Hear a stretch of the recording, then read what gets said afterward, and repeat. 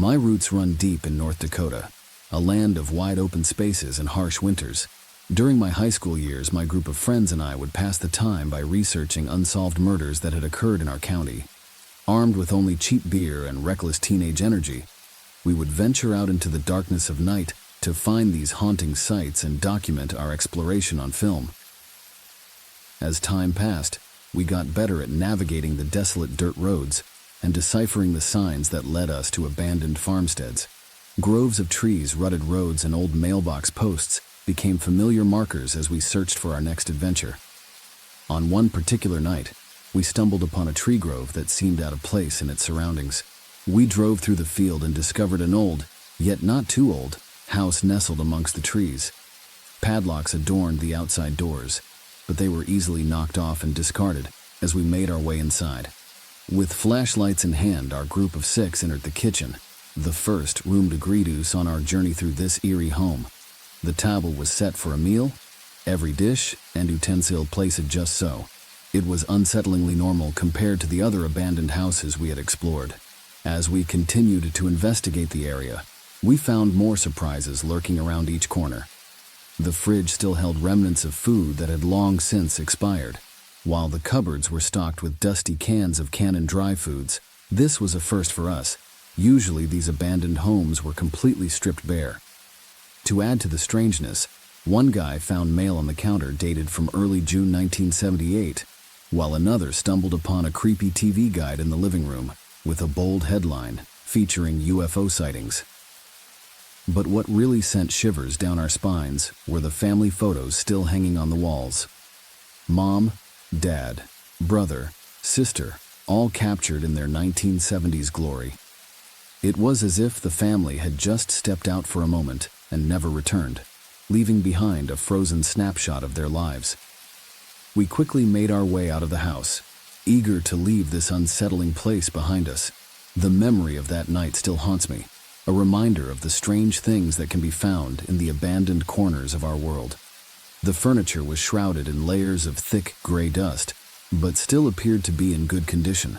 Closets and cabinets were overflowing with forgotten belongings, giving the impression that this house had been hastily abandoned. It was as if the previous inhabitants had locked the door one day and never returned. As we continued to explore the empty rooms, a sense of unease settled over us all.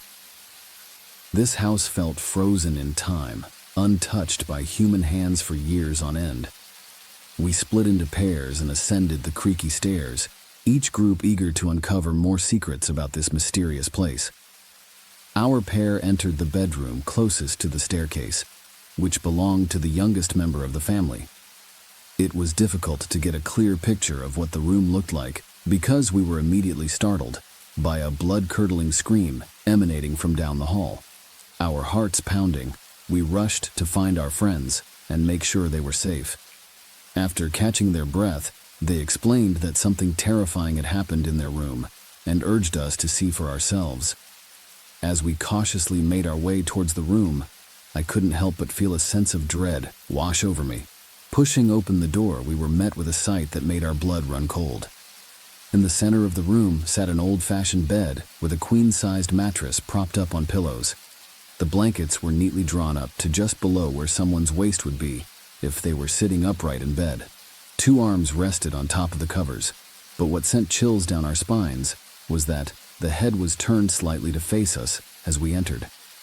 It felt as though those lifeless eyes were staring right into our souls, and our fear only intensified when we noticed that the head appeared to be moving ever so slightly. Without saying a word, we all knew it was time to leave this haunted house before it was too late. In the eerie darkness of the abandoned house, our flashlights illuminated a life-size porcelain doll. Its skin was as white as snow, and its jet-black hair cascaded down its shoulders in perfect waves. But what sent chills down our spines were its cold, dead eyes that seemed to follow us as we moved closer. It was like she was waiting for us, her head turning slightly towards the door as if anticipating our arrival. We quickly made hasty exits, rushing down the creaky stairs and back into our car. The feeling of being watched followed us during the ride, intensifying our growing unease. It dawned on us that someone had taken the time to set up this goddamn doll in the abandoned house. Instead of packing food, clothes, or family photos, they chose to set up this creepy doll as one of the last things done before leaving. Desperate to uncover the mystery behind this haunting scene, we researched their names but found nothing. No tragic car accident, no grisly massacre, no extended family, just a tacky time capsule in the middle of nowhere. It wasn't until we discovered that the county had repossessed the land for non-payment of taxes that some answers started to fall into place. But even with this explanation, we couldn't shake off the unnerving feeling that lingered after encountering that lifeless king doll in the abandoned house. We never could track down any more information about what happened to its previous owners or why they left it there, haunting anyone who dared to step foot inside. The memory of this story still chills me to the bone. It was told to me by a childhood friend who had experienced it firsthand, and even her family confirmed its validity. They had moved into a rental property that my friend believed to be haunted. Others who visited or stayed over would mention an off feeling as well, and I too could attest to this sensation of unease whenever I went there. The house felt oppressive and heavy, like something was constantly looming over us. But this one particular event solidified their decision to leave the house for good. My friend had just returned home from the park when she heard voices arguing in the kitchen. This was odd, as both of her parents should have been at work. She called out before unlocking the front door, but as soon as she stepped inside, the house fell silent. An eerie stillness settled over everything, like all the air had been sucked out of the place. It felt stifling and wrong. Her mom's voice broke through the silence, saying they were in the kitchen, but when my friend opened the door, something was off. It sounded like her mother's voice, but somehow different, missing its usual cadence and sounding flat and au naturel. Filled with fear, my friend slowly closed the door and made sure to stay outside until someone else arrived home. Needless to say, her family packed it up and stayed with relatives until they could move out permanently. That fateful afternoon remains etched in my friend's mind as a terrifying encounter with whatever haunted that house. The air was still and heavy, as if something was lurking just outside the door. My friend's stomach churned with unease as she reached for the doorknob, her hand trembling. When she heard the sound of her mother's voice calling out to her, it sounded flat and unnatural, like an imitation. Without warning, a feeling of dread washed over her and she decided to bolt back out the front door, waiting until her brother came home. As she turned back to glance at the house, she saw her mother peering at her from the living room window. But it wasn't really her mother. The face was identical but devoid of any real emotion or recognition that made it truly her mother. There was something off about her features, almost inhuman. My friend's heart raced as she screamed and ran down the street to her mother's workplace. When she finally found her and confirmed that she had been there all along, my friend couldn't wrap her head around what had just happened. How could someone who looked exactly like her mother be standing in their home? Initially, her family tried to rationalize it by thinking someone must have broken in, but upon further investigation, nothing had been stolen and all doors were locked. The landlord denied anything strange happening while they lived there, but admitted that previous tenants hadn't stayed long due to a feeling that something was deeply wrong with the house. My friend confided in me that she was the only one who actually saw the doppelganger inside the house, but everyone else in her family felt an unmistakable presence of evil within its walls. It was a terrifying experience that ultimately led them to move out and find somewhere else to live. The frigid winter night enveloped the small town in the desolate Texas Panhandle. As the lone state trooper stationed there, I sat in my office, awaiting any calls for assistance. The closest major city was a grueling 90 miles away, making our little town feel even more isolated. Suddenly, at 3 a.m., the phone rang and I jolted upright, reaching for the receiver. I gruffly answered, my voice rough from long hours of work. For the past 15 hours, I had been braving the snowy conditions, patrolling the area on my trusty steed, Rex.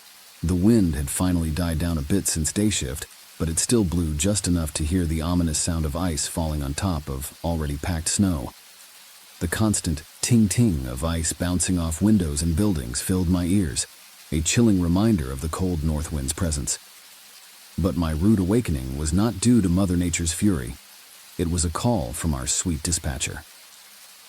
She kindly apologized for whacking me and informed me of a wreck west of Lakeview at the 658 intersection. To Chimez signal at the end of her message, as she added that all other units were busy with multiple crashes on highways US 2 M7 and I-40.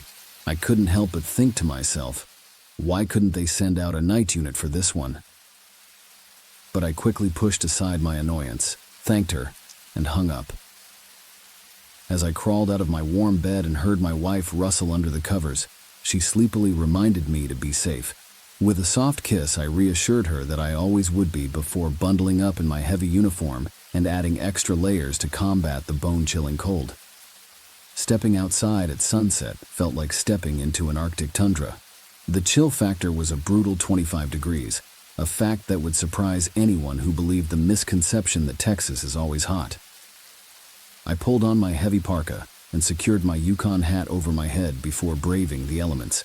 As I made my way to the patrol car, I couldn't help but think about how lucky the troops stationed in South Texas were to not have to deal with these freezing conditions. They probably never even had to wear a Yukon hat. The moment I stepped out of the front door, a shiny glaze of ice greeted me. Little shards bounced off my hat and shoulders as I made my way towards my 1987 Ford Mustang. This car was a beast on dry pavement, fast and light, but completely useless on snow and ice. As I approached my pony, it resembled an igloo, with chunks of ice clinging to the door handle and keyhole. With some forceful banging, the door finally gave way, cracking and popping as I pulled it open. Turning the key, the 50 SSP police engine roared to life. Usually, this sound brought me warmth and excitement, but today, knowing how she would handle on the treacherous roads, I was far from fuzzy feelings. I checked in with dispatch and asked for the temperature. Being an 80s model car, my Mustang didn't have a fancy heads-up display with detailed information like the temperature. Thankfully, a familiar voice crackled over the Motorola radio to inform me that it was a frigid 12 degrees outside. Good grief, I mumbled to myself. Gripping my heavy-duty ice scraper, I began the daunting task of clearing my windshield. 15 minutes later, I was finally ready to hit the road. As I cautiously backed out of my driveway, I tapped the brakes lightly, but my car still slid sideways into my neighbor's yard. Man, it's slick, I thought to myself as I shifted into second gear and slowly let out the clutch. She cautiously glides across the frozen ice cap and slowly follows the winding road for 25 minutes until she reaches the next small town, 12 miles away. As she drives through the quiet streets, a man at the telephone booth catches her attention and frantically flags her down. The lone street lamp casts a dim light above the booth, directly illuminating the stranger below. He is dressed in a long black overcoat, and a fedora hat sits atop his head, casting a shadow over his face. His tall frame stands at an intimidating 6 feet and 8 inches as he speaks in a deep, shaky voice. "I'm sure glad to see you," he says, sending a shiver down her spine. This guy is more than just creepy, he's gates of hell creepy, like an armed Texas state trooper. She tries to shake off the feeling of unease as he squeezes into her passenger seat, his knees almost touching his chin. Clearly, cars are not made with NBA players in mind. As they continue on their journey, the ice beneath them creaks and groans, threatening to crack under their weight. The full moon casts an eerie glow on the snow-covered landscape, giving it an otherworldly feel. Every now and then, a chunk of ice breaks free from a tree and crashes to the ground with a resounding thud, creating what looks like a falling chandelier of ice. She scolds herself for letting her imagination run wild as she turns up the heat for her strange passenger. With trembling hands, she asks him if he was involved in the car accident that she was called to investigate. "Yes," he responds in a deep, monotonous voice that reminds her of Lurch from the Addams Family. She confirms the location of the crash and carefully makes her way out onto the road again. It takes them 8 tense minutes to reach the scene, which is 3 miles out of town. As I approach the intersection, my eyes scan the scene and immediately spot a Chevy Suburban lying upside down in the field next to the road. With a shake of my head, I mutter, "Bet that was a rough ride." Leaning over to Lurch, my partner, I say, "Let's check out the scene with dispatch." Exiting the car, I begin to cautiously make my way towards the Suburban. The ground slopes downhill towards the wreck, so I crouch low to maintain my center of gravity and use my hand as a rudder to guide me down. Sliding down the hill, almost reaching the Chevy on my feet, I finally come to a stop and stand up. Turning on my Streamlight, I quickly jot down the tag number before beginning my survey of the vehicle. For a moment, I think that perhaps the driver was alone, or at least would have said something to me if there were others involved. Moonlight glints off shards of glass scattered across the ground as I round the backside of the Chevy. The wind has died down, leaving an eerie silence broken only by occasional cracks and pops of ice. Shining my light towards the large back window of the Suburban, I'm startled to see a figure pressed against the glass, a 90-year-old woman wrapped in a white sheet.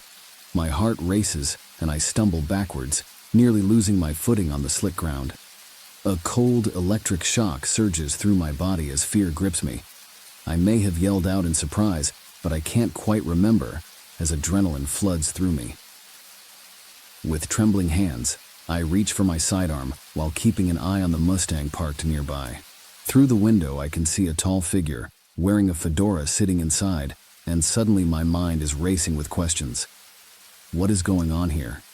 Did this woman die in the crash, or was she already dead before? And why is this man just sitting here in the dark? My instincts tell me that something is not right, and I brace myself for whatever may come next. The weight of my .357 Magnum hung heavily at my side as I eased a few inches closer to the dark form of the car. My heart raced with anticipation as I prepared to confront the suspect inside. With one hand on my gun and the other retrieving my Streamlight flashlight, I cautiously approached the vehicle. The light illuminated the window once again, revealing an old woman strapped to a gurney inside. She craned her neck to look up at me, fear evident in her eyes. As I walked up the hill towards my car, the metal latches on the back of the hearse caught my eye. They glinted in the moonlight, like little chrome jewels against the dark exterior of the vehicle. Opening the door, I demanded answers from Mr. Creepy, asking him what he was doing when he crashed his hearse. He calmly informed me that he was a mortician, transporting a body to its final resting place. My frustration boiled over as I asked why he hadn't mentioned this earlier. A look of shock crossed his face as he realized his mistake and quickly apologized for not being forthcoming with information. It was just another night on the job for me as a police officer, but it never ceased to surprise me how strange and unexpected each situation could be.